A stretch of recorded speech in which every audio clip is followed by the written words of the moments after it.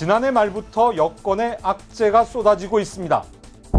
김태우 전 수사관이 폭로한 청와대 특별감찰반 의혹, 신재민 전 기획재정부 사무관이 폭로한 적자 국채 발행 의혹에 이어 최근에는 손혜원 의원의 목포 부동산 투기 의혹까지 터졌습니다.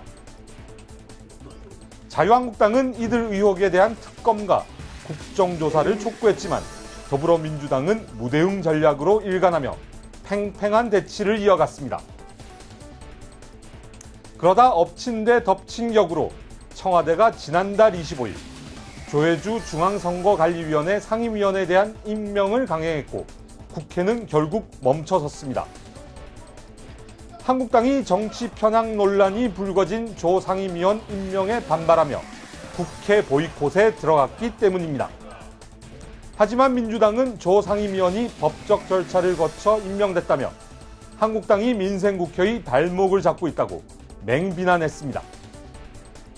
여야의 강대강 대치에 대화의 문마저 굳게 닫혔습니다. 대신 민주당은 정쟁을 중단하라, 한국당은 특검과 국조를 수용하라는 기존 입장만 앵무새처럼 되풀이했습니다. 끊임없는 정쟁으로 국민이 원하는 민생평화국회를 더 이상 해방 놓지 마시기 바랍니다. 김태우 수사관, 신재민 사무관, 그리고 손혜원 의원의 사건에 이르기까지 지금 국정조사 특검 청문회에 대해서 아무런 대답을 하지 않습니다. 이런 상황에서 지난 수요일 김경수 경남지사의 법정 구속 소식은 정치권의 메가톤급 파장을 일으켰습니다.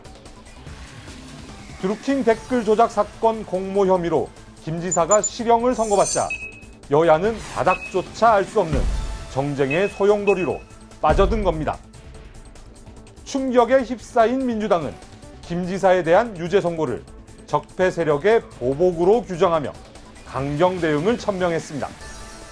사법농단 세력의 사실상 보복성 재판에 대해서 매우 유감을 표명하며 우리 당에서는 사법농단 세력 및 적폐청산 대책위원회를 구성을 했습니다.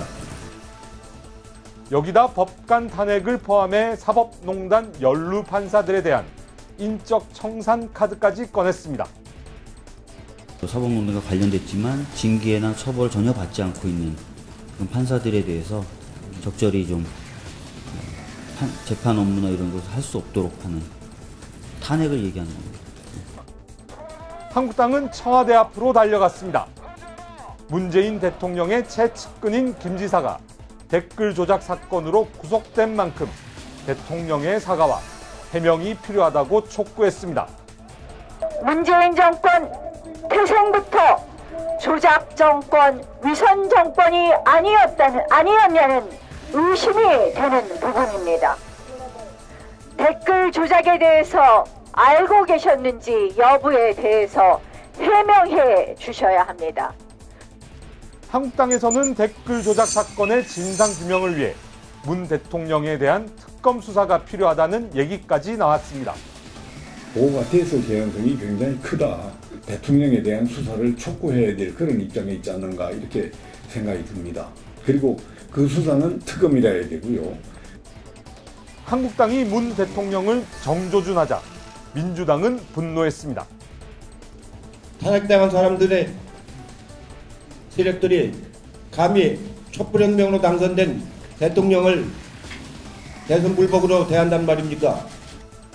그러자 한국당은 민주당이 재판 불복을 넘어 헌법 불복을 하고 있다고 맹비난했습니다. 재판 불복을 넘어선 헌법 불복입니다.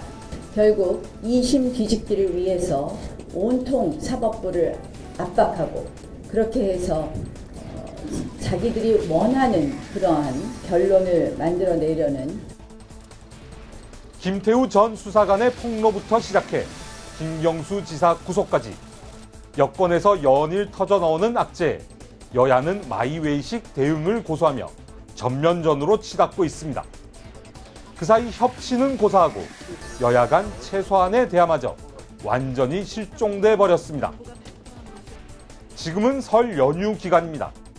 국민은 적대적 공생을 추구하는 거대 양강의 진영 논리에 어떤 평가를 내릴까요? 여의도에 머지않아 분노한 민심의 쓰나미가 들이닥칠 수도 있습니다. 지금까지 여의도 풍향기였습니다.